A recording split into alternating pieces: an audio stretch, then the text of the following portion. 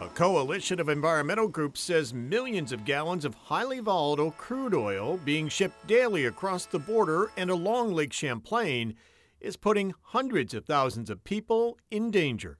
There are a lot of people in harm's way along the railroad tracks between here and Albany.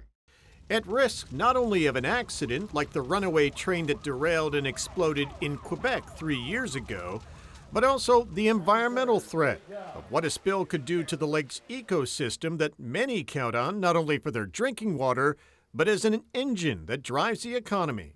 It is the crown jewel of the region, both from an economic and an ecological perspective. We have concluded that there is no safe way to transport this oil. The danger is just simply too high.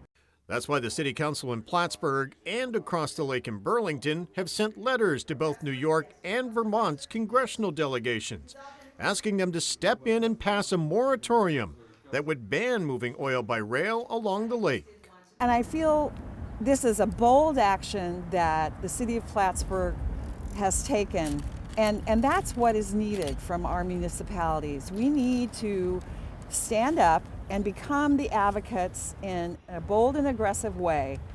Laurie Fisher with the Lake Champlain Committee says it isn't a matter of if, but when an accident will occur.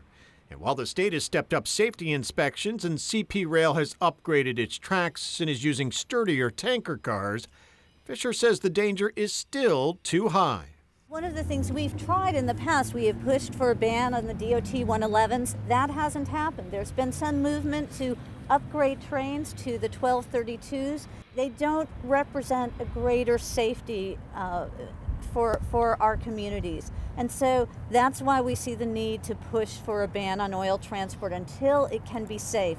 We know it's not safe now, and it's a ticking time bomb. Some liken it to the push to convince lawmakers to fight acid rain in the Adirondacks. They say it took several years of pressure on Congress to get them to act.